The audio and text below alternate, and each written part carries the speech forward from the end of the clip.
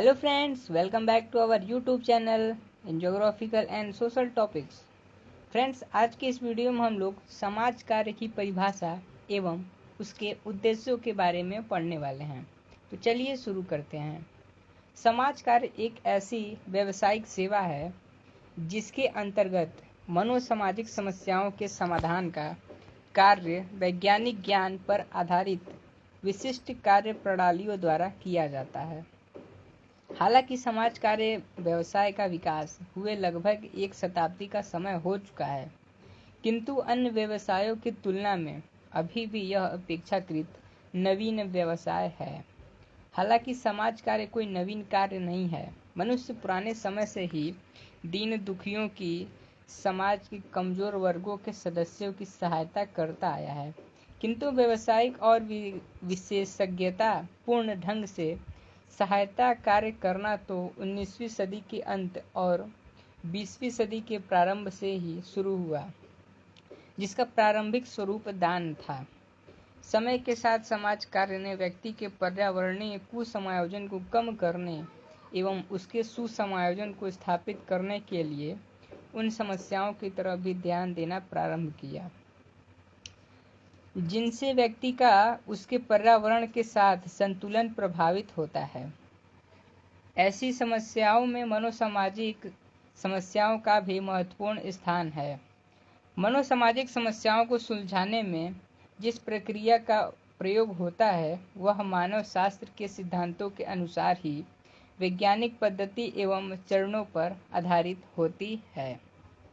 अब हम लोग समाज कार्य की परिभाषा के बारे में जानेंगे। समाज कार्य परिभाषा को लेकर विभिन्न देशों और तथा समुदायों के विभिन्न विद्वानों की अलग अलग धारणाएं रही है। किसी ने इसे व्यावसायिक सेवा के रूप में देखा तो किसी ने इसे परोपकार आदि के रूप में। इसका कारण उस राष्ट्र अथवा समुदाय की परिस्थितियां, परंपराएं, संस्कृति, मूल्य आदि हैं जिन्होंने इसके दृष्टिकोण को निर्धारित किया है। समाज कार्य के कुछ महत्वपूर्ण परिभाषाएं निम्न हैं। पहला परिभाषा विटमर के अनुसार समाज कार्य का प्रमुख कार्य व्यक्तियों की उन कठिनाइयों को दूर करने में सहायता देना है जो एक संगठित समूह की सेवाओं के प्रयोग से या उनके एक संगठित समूह के सदस्य के रूप में कार्य संपादन से संबंधित है। दूसरा परिभाषा जो है फिंक के शब्दों में, समाज कार्य अकेले अथवा समूहों में व्यक्तियों को वर्तमान अथवा भावी ऐसी सामाजिक एवं मनोवैज्ञानिक बाधाओं जो समाज में पूर्ण अथवा प्रभावपूर्ण सहभागिता को रोकती है अथवा रोक सकती है के विरुद्ध सहायता प्रदान करने हेतु प्रचलित सेवाओं का प्रावधान है।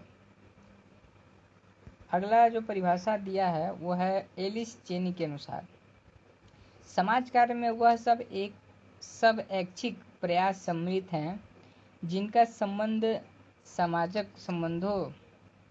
संबंधों से है और जो वैज्ञानिक ज्ञान और वैज्ञानिक प्रणालियों का प्रयोग करते हैं।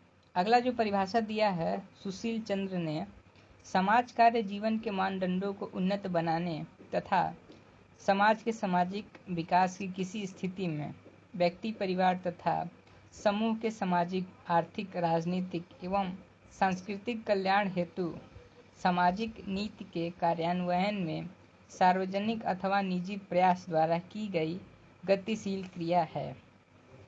फ्रीलैंडर के अनुसार समाज कार्य वैज्ञानिक ज्ञान एवं मानवीय संबंधों में निपुणता पर आधारित एक व्यावसायिक सेवा है जो व्यक्तियों की अकेले अथवा समूहों में सामाजिक एवं वैयक्तिक संतोष एवं स्वतंत्रता प्राप्त करने में सहायता करती है।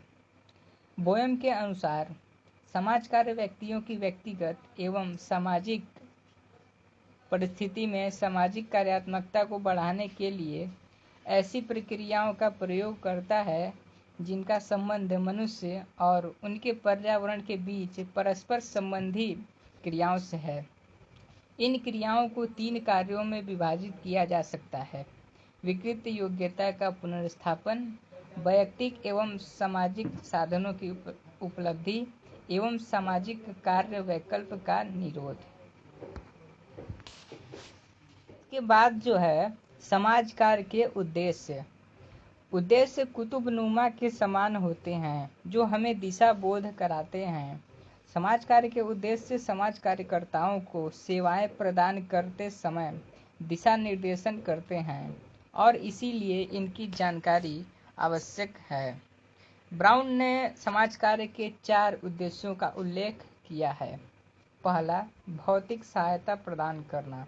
दूसरा, समायोजन स्थापित करने में सहायता देना। और तीसरा, मानसिक समस्याओं का समाधान करना। चौथा, निर्बल वर्ग के लोगों को अच्छे जीवन स्तर की सुविधाएं उपलब्ध कराना। फ्रीडलैंडर ने दुखदायी सामाजिक दशाओं में परिवर्तन, रचनात्मक शक्तियों के विकास तथा प्रजातांत्रिक सिद्धांतों एवं मानवोचित व्यवहारों के अवसरों की प्राप्ति में सहायता प्रदान करने के 3 उद्देश्यों का उल्लेख किया है।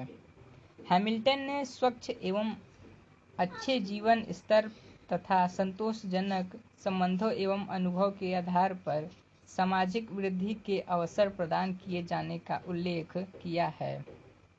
संयुक्त राष्ट्र संघ के अनुसार समाज कार्य व्यक्तियों, समूहों एवं समुदाय को सामाजिक, मानसिक एवं शारीरिक कल्याण के एक उच्च स्तर पर पहुंचने में सहायता प्रदान करता है।